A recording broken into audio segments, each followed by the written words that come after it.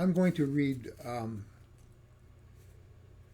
through H.D.'s book, The Flowering of the Rod, which is the third of the books she wrote during World War II that's come to be known as the trilogy. This is the final volume. Oh, the beautiful garment, the beautiful raiment. Do not think of his face or even his hands. Do not think how we will stand before him. Remember the snow on Herman. Do not look below where the blue gentian reflects geometric pattern on the ice floe. Do not be beguiled by the geometry of perfection, for even now the terrible banner darkens the bridgehead. We have shown that we could stand. We have withstood the anger, frustration, bitter fire of destruction. Leave the smoldering cities below. We have done what we could. We have given until we have no more to give. Alas, it was pity rather than love we gave. Now, having given all, let us leave all and mount higher to love, resurrection. 2. I go where I love and where I am loved, into the snow. I go to the things I love with no thought of duty or pity. I go where I belong inexorably as the rain that has lain long in the furrow. I have given, or would have given, life to the grain. But if it will not grow or ripen with the rain of beauty, the rain will return to the cloud. The harvester sharpen his steel on the stone, but this is not our field. We have not sown this. Pitiless, pitiless, let us leave the place of a skull to those who have fashioned it. 3. In resurrection there is confusion, and if we start to argue, if we stand and stare, we do not know where to go. In resurrection there is simple affirmation, but do not delay to round up the others up and down the street. Your going in a moment like this is the best proof that you know the way. Does the first wild goose stop to explain to the others? No, he is off. They follow or not, that is their affair. Does the first wild goose care whether or not others follow? I don't think so. He is so happy to be off. He knows where he is going. So we must be drawn, or we must fly like the snow geese of the Arctic Circle to the Carolinas or to Florida, or like those migratory flocks who still, they say, hover over the lost island Atlantis, seeking what we once knew. We know ultimately we will find happiness. Today shalt thou be with me in paradise. 4. Blue geese, white geese, you may say, yes, I know this duality, this double nostalgia. I know the insatiable longing in winter for palm shadow and sand and burnt sea drift. But in the summer, as I watch the wave till its edge of foam touches the hot sand and instantly vanishes like snow on the equator, I would cry out, stay, stay. Then I remember delicate, enduring frost and its midwinter dawn pattern. In the hot noon sun, I think of the gray, opalescent winter dawn. As the wave burns on the shingle, I think you are less beautiful than frost. But it is also true that I pray, oh, give me burning blue and brittle burnt seaweed above the tide line as I stand still unsatisfied under the long shadow on snow of the pine. 5. Satisfied, unsatisfied, satiated or numb with hunger, this is the eternal urge, this is the despair, the desire to equilibrate the eternal variant. You understand that insistent calling, that demand of a given moment, the will to enjoy, the will to live, not merely the will to endure, the will to flight, the will to achievement, the will to rest after long flight. But who knows the desperate urge of those others, actual or perhaps now mythical birds, who seek but find no rest till they drop from the highest point of the spiral or fall from the innermost center of the ever-narrowing circle. For they remember as they sway and hover what once was. They remember. They will not swerve, they have known bliss, the fruit that satisfies. They have come back. What if the islands are lost? What if the waters cover the Hesperides? They would rather remember. Remember the golden apple trees. Oh, do not pity them as you watch them drop one by one, for they fall exhausted, numb, blind, but in certain ecstasy. For theirs is the hunger for paradise. 6. So I would rather drown remembering than bask on tropic atolls in the coral seas. I would rather drown remembering than rest on pine or fir branch where great stars pour down their generating strength, Arcturus or the sapphires of the northern crown. I would rather beat in the wind crying to these others, yours is the more foolish circling, yours is the senseless wheeling, round and round, yours has no reason, I am seeking heaven. Yours has no vision, I see what is beneath me, what is above me, what men say is not, I remember, I remember, I remember. You have forgot.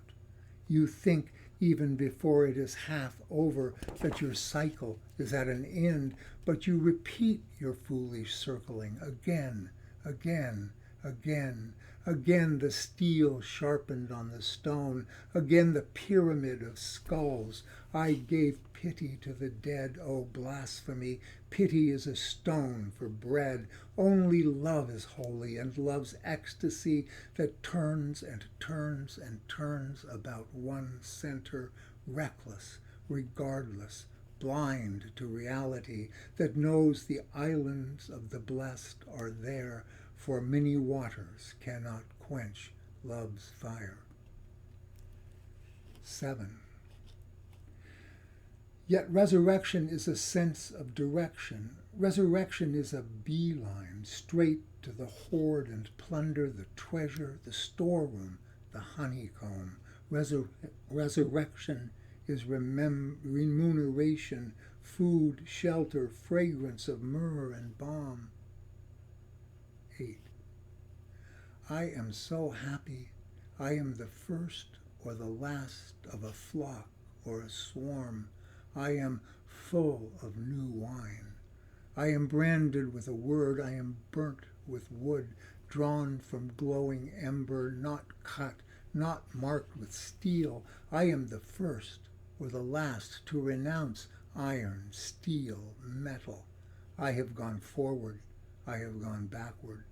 I have gone onward from bronze and iron into the golden age.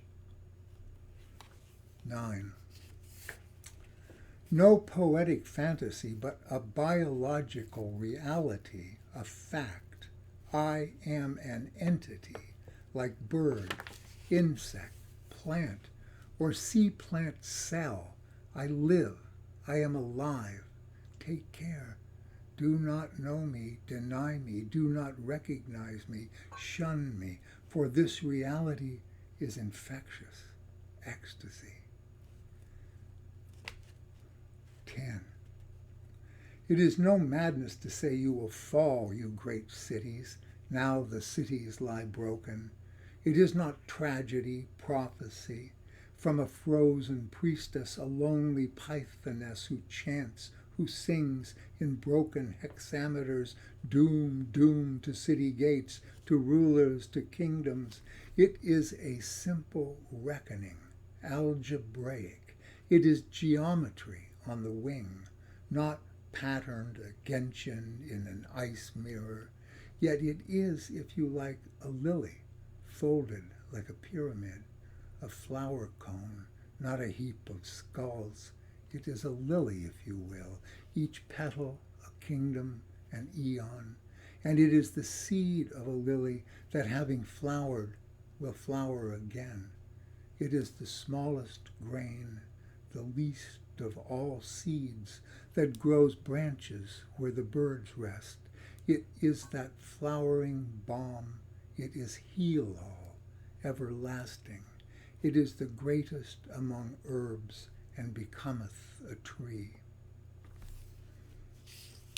11. He was the first that flew, the heavenly pointer, but not content to leave the scattered flock, he journeys back and forth between the poles of heaven and earth forever. He was the first to wing from the sad tree, but having flown, the tree of life bears rose from thorn and fragrant vine from barren wood. He was the first to say, not to the chosen few, his faithful friends, this wise and good, but to an outcast and a vagabond, today thou shalt be with me in paradise.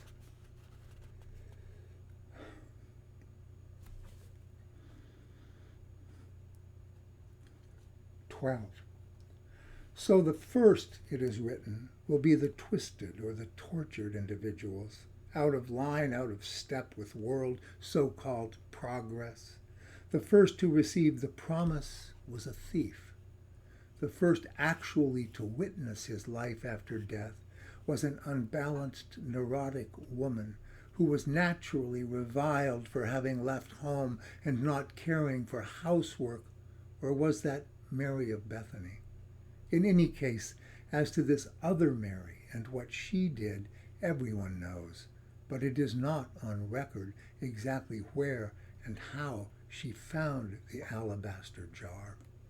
Some say she took the house money or the poor box money. Some say she had nothing with her, neither purse nor script, nor gold piece or silver stamped with the image of Caesar. 13. In any case, she struck an uncanny bargain, or so some say, with an Arab, a stranger in the marketplace.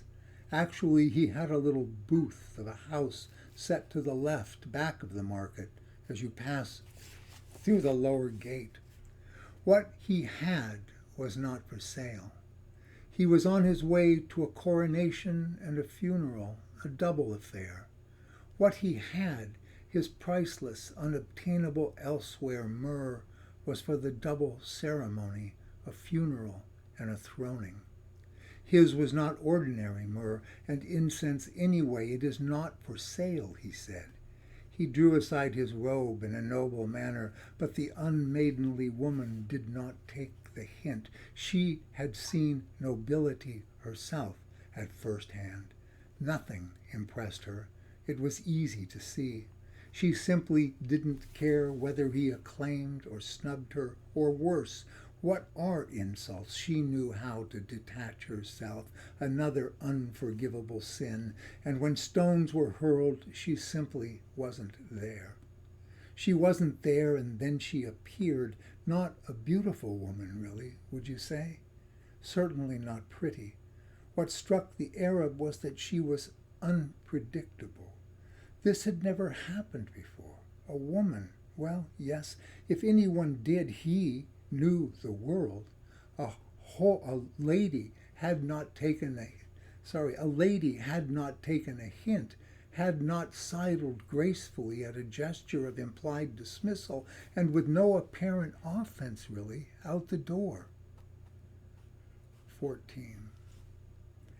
It was easy to see that he was not an ordinary merchant. She saw that, certainly. He was an ambassador.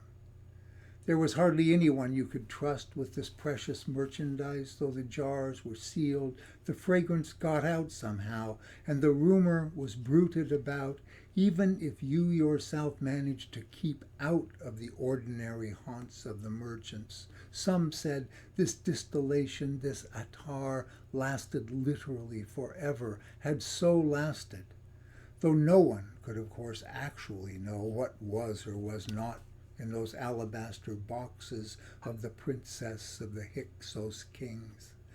There were unguent jars, certainly, but who would open them? They had charms wrought upon them. There were sigils and painted figures all on the jars. No one dismantled the tombs that would be wickedness. But this he knew. His own people for centuries and centuries had whispered the secret of the sacred processes of distillation. It was ever written, never written, not even in symbols, for this they knew. No secret was safe with a woman. 15. She said, "I have heard of you." He bowed ironically and ironically murmured, "I have not had the pleasure," his eyes now fixed on the half-open door. She understood this was his second rebuff, but deliberately she shut the door. She stood with her back against it, planted there. She flung out her arms, a further barrier, and her scarf slipped to the floor. Her face was very pale, her eyes darker and larger than many whose luminous depth had inspired some not inconsiderable poets. But eyes? He had known many women. It was her hair, unmaidenly. It was hardly decent of her to stand there unveiled in the house of a stranger. 16. "I am Mary," she said, "of a tower town.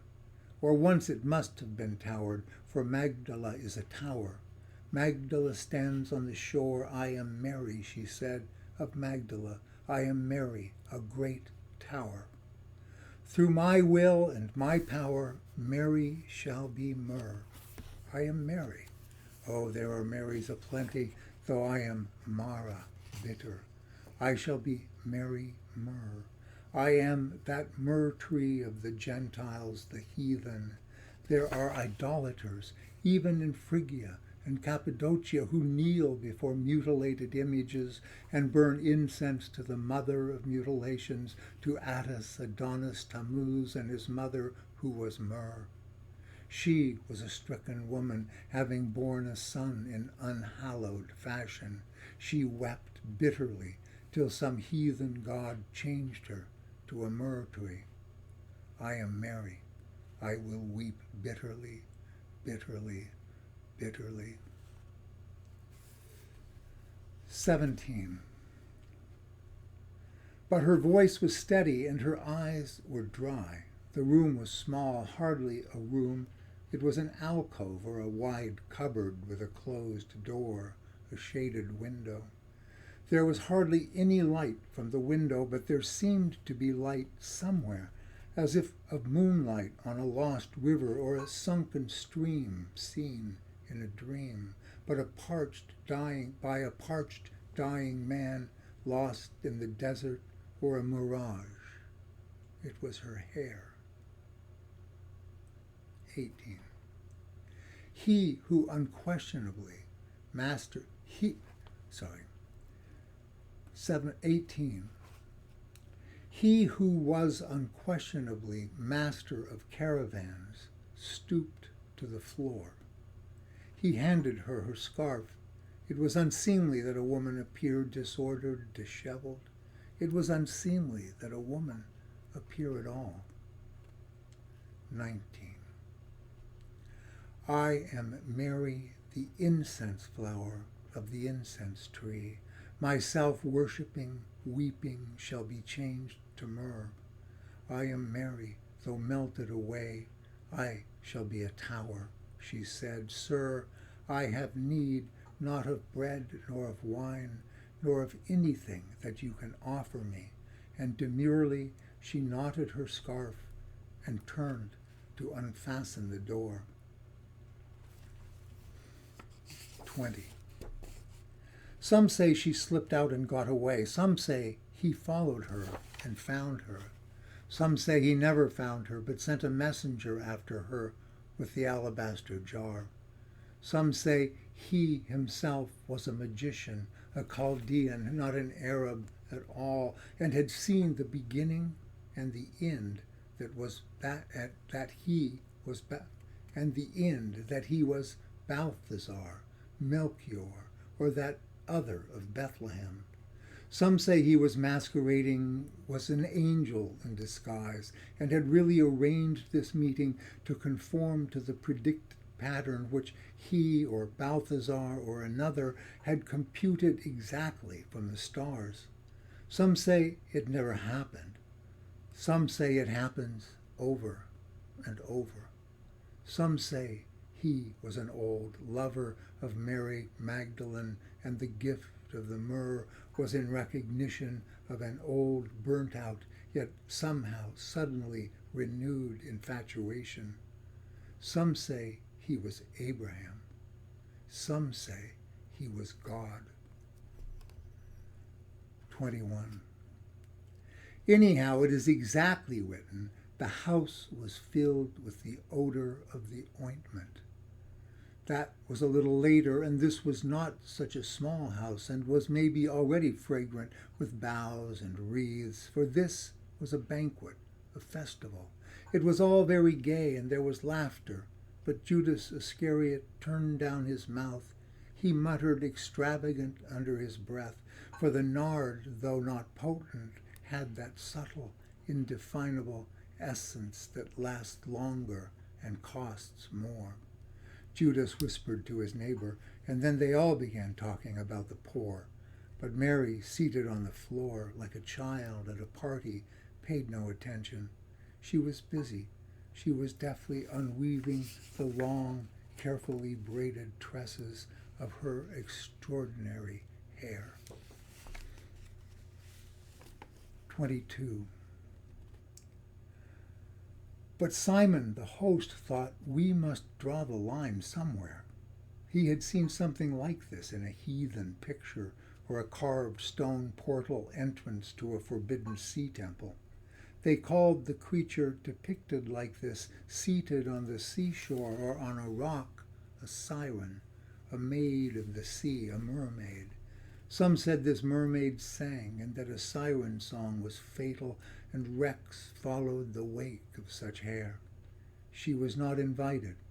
He bent a whisper into the ear of the guest. I do not know her.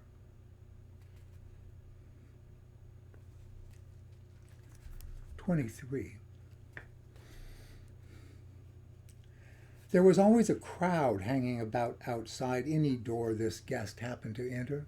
He did not wish to make a scene. He would call someone quietly to eject her. Simon, though overwrought and excited, had kept careful count of his guests. Things had gone excellently till now, but this was embarrassing. She was actually kissing his feet. He does not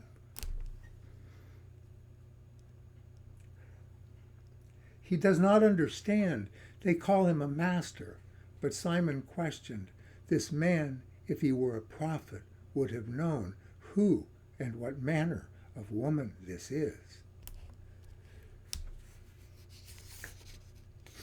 24. This fucking poem gets to me, man.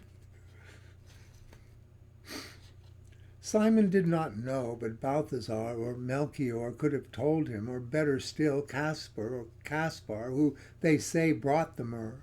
Simon wished to avoid a scene, but Caspar knew the scene was unavoidable, and already written in a star or a configuration of stars that rarely happens, perhaps once in a little over 2,000 years. 25. Simon could say, yes, she looked like a heathen picture or carved idol from a forbidden sea temple. And Simon might have heard that this woman from the city, this devil-ridden or had been, but Casper might call the devils daemons and might even name the seven under his breath, for technically Casper was a heathen. He might whisper tenderly those names without fear of eternal damnation: Isis, Astarte, Cyprus, and the other four. He might rename them Gameter, Dameter, Earth Mother, or Venus in a star. 26. But it is not fair to compare Casper with Simon. This Simon is not Simon Peter, of course. This is not Simon Zelotes, the Canaanite, nor Simon of Cyrene, nor the later Simon, the sorcerer. This Simon is Simon the leper. But Simon, being one of the band, we presume was healed of his plague, healed in body, while the other, the unmaidenly mermaid Mary of Magdala, was healed of soul. Out of her the Master had cast 7 devils.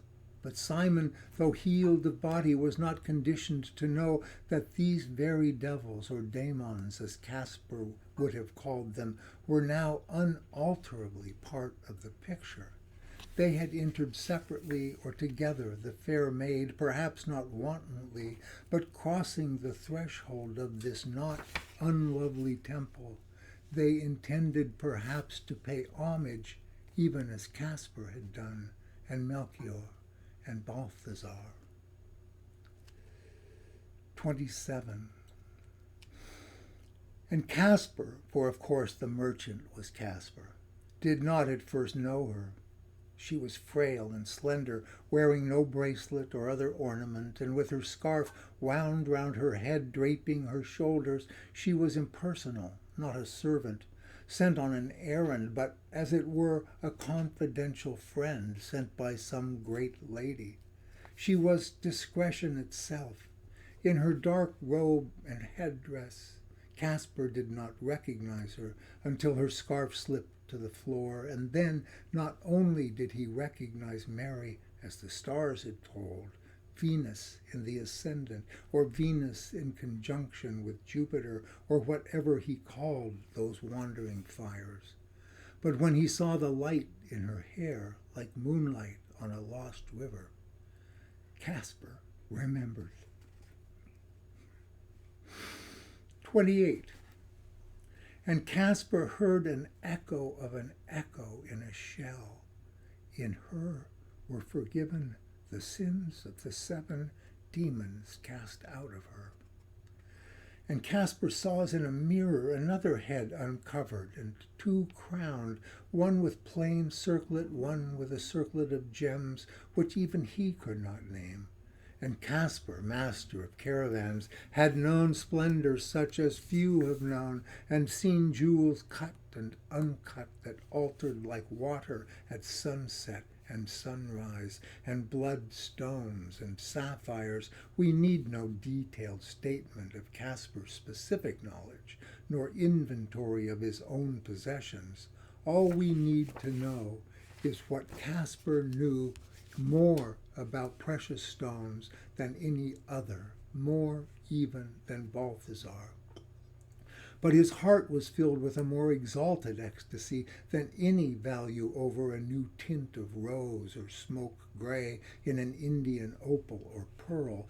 This was Casper, who saw as in a mirror one head uncrowned, and then one with a plain headband, and then one with a circlet of gems of an inimitable color. They were blue, yet verging on purple, yet very blue. If asked to describe them, you would say they were blue stones of a curious square cut, and set so that the light broke as if from within. The reflecting inner facets seemed to cast incalculable angles of light. This blue shot with violet, how convey what he felt? He saw as in a mirror clearly, oh, very clearly, a circlet of square-cut stones on the head of a lady, and what he saw made his heart so glad that it was as if he suffered, his heart labored so with his ecstasy. 29. It was not solely because of beauty, though there was that too. It was discovery that exalted him. For he knew the old tradition, the old legend his father had had from his grandfather, and his grandfather from his great-grandfather, and so on, was true.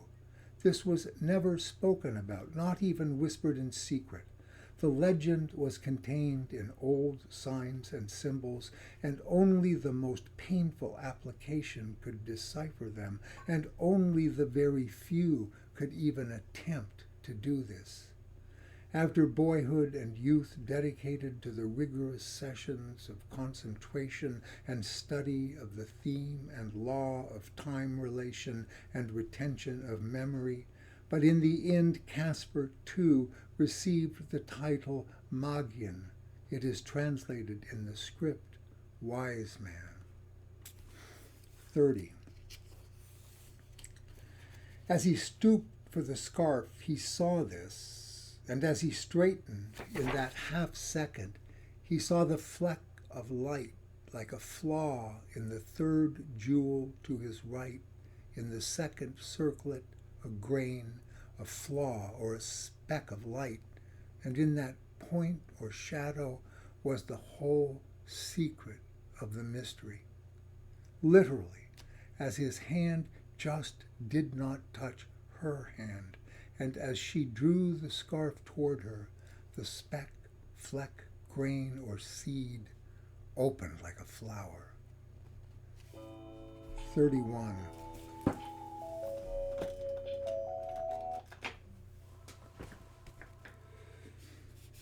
And the flower thus contained in the infinitely tiny grains or seed opened petal by petal, a circle, and each petal was separate, yet still held, as it were, by some force of attraction to its dynamic center, and the circle went on widening and would go on opening, he knew, to infinity.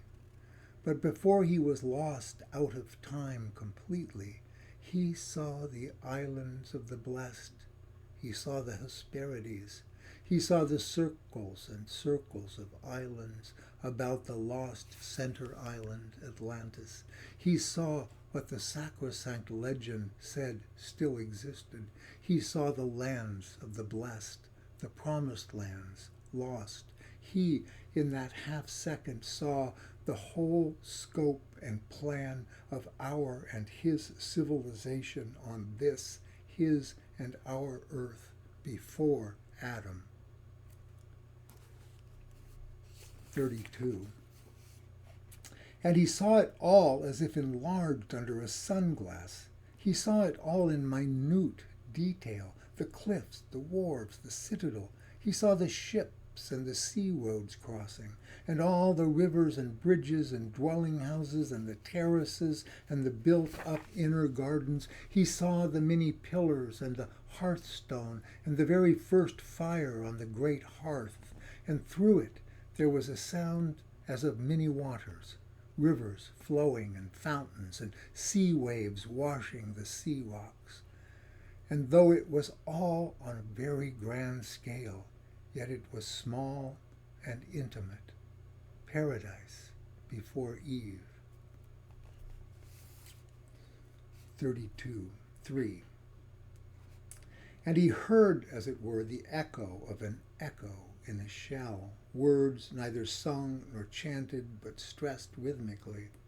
The echoed syllables of this spell conformed to the sound of no word he had ever heard spoken, and Caspar was a great wanderer, a renowned traveler.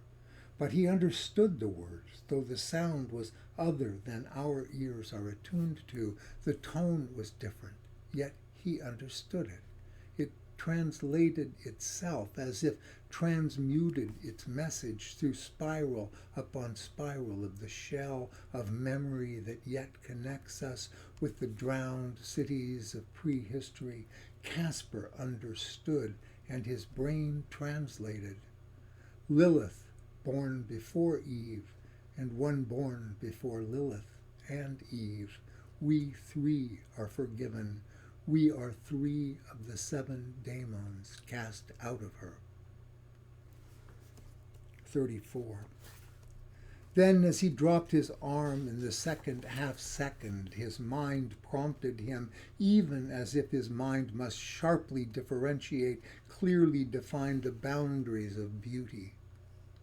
Hedges and fences and fortresses must defend the innermost secret, even the hedges and fortresses of the mind. So his mind thought, though his spirit was elsewhere, and his body functioned, though he himself, was not there, and his mind framed the thought, the last inner defense of a citadel now lost. It is unseemly that a woman appear disordered, disheveled. It is unseemly that a woman appear at all. 35. What he thought was the direct contradiction of what he apprehended. What he saw was a woman of discretion knotting a scarf, and an unpredictable woman sliding out of a door. We do not know whether or not he himself followed her with the alabaster jar. All we know is the myrrh or the spikenard, very costly, was Casper's. All we know is that it was all so very soon over. The feasting, the laughter. 36. And the snow fell on Hermon, the place of the transfiguration, and the snow fell on Hebron, where last spring the anemones grew, whose scarlet and rose and red and blue he compared to a king's robes. But even Solomon, he said, was not arrayed like one of these. And the snow fell on the almond trees, and the mulberries were domed over like a forester's hut or a shepherd's hut on the slopes of Lebanon, and the snow fell silently, silently. 37. And as the snow fell on Hebron, the desert blossomed as it had always done. Overnight, a million tiny plants broke from the sand, and a million little grass stalks each put out a tiny flower. They were so small you could hardly visualize them separately, so it came to be said, snow falls on the desert. It had happened before. It would happen again. 38. And Casper grieved as always when a single twin of one of his many goats was lost. Such a tiny kid, not worth thinking about. He was such a rich man with numberless herds, cattle, and sheep. And he let the long-haired mountain goats return to the pasture earlier than usual, for they chafed in their pens, sniffing the air and the flowering grass, and he himself watched all night by his youngest white camel, whose bearing was difficult, and cherished the foal. It looked like a large white owl under his cloak, and brought it to his tent for shelter and warmth. That is how the legend got about that Casper was Abraham. 39. He was a very kind man, and he had numberless children, but he was not Abraham come again. He was the Magian Casper. He said, I am Casper, for he had to hold on to something. I am Casper, he said, when a slender girl holding a jar asked deferentially if she might lower it into his well. I am Casper. If her head were veiled, and veiled it almost always would be, he would remember, though never for a moment did he quite forget, the turn of a wrist as it fastened a scarf, the saffron shape of the sandal, the pleat of the robe, the fold of her garment, as Mary lifted the latch and the door half parted and the door shut, and there was the flat door at which he stared and stared, as if the line of the wood, the rough edge, or the polished surface or plane were each significant, as if each scratch and mark were hieroglyph, a parchment of incredible worth, or a mariner's map.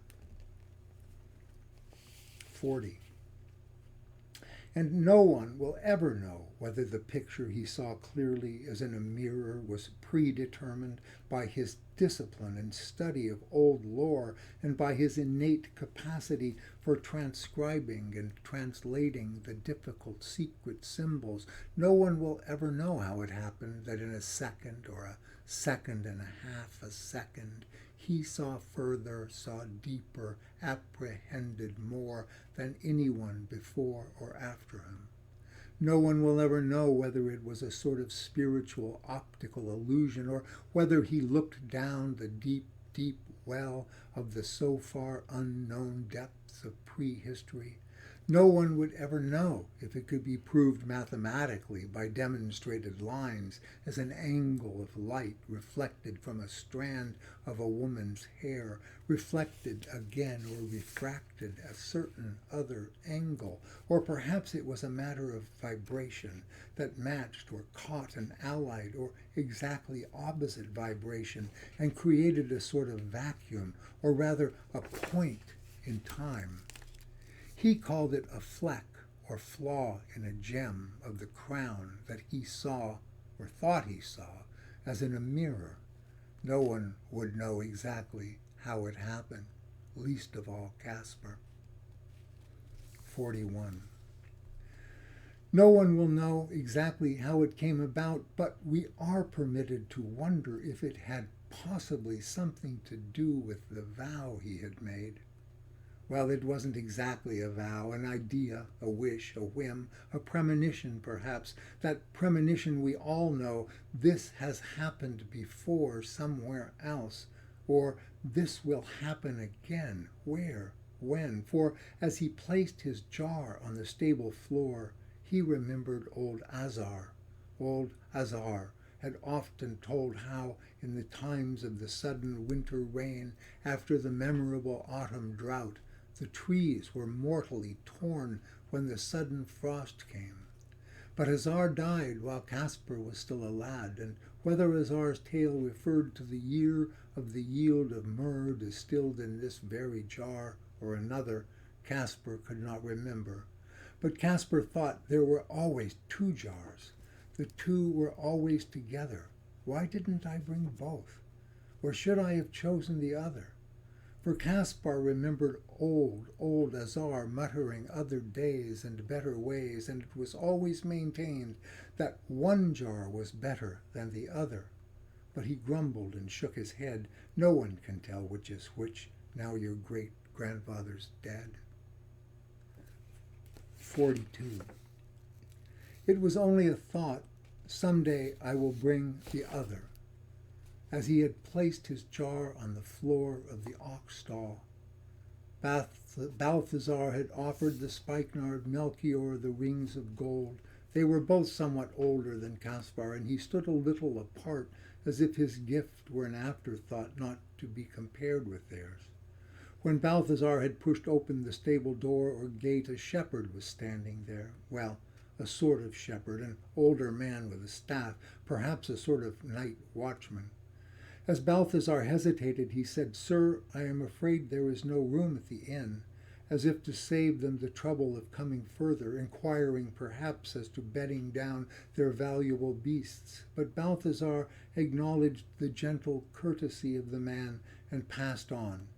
And Balthazar entered the ox stall, and Balthazar touched his forehead and his breast, as he did at the high priest's side before the holy presence manifest. And Balthazar spoke the great word, and Balthazar bowed as if the weight of his honor bent him down, as if overcome by his overwhelming grace. And Balthazar stood aside, and Melchior took his place.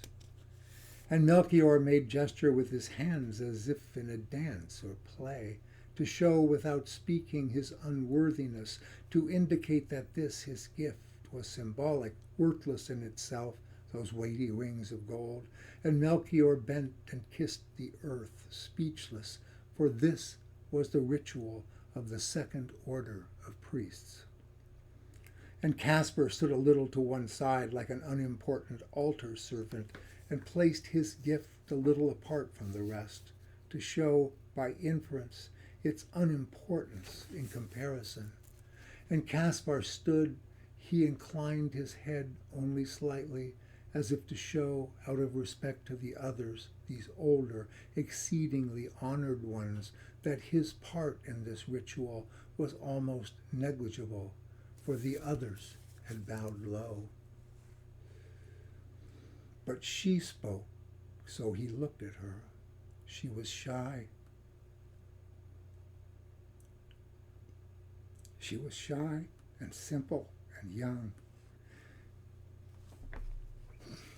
She said, "Sir, it is the most beautiful fragrance as of all flowering things together." But Caspar knew the seal of the jar was unbroken. He did not know whether she knew. The fragrance came from the bundle of myrrh she held in her arms. Sorry. Man, she could write.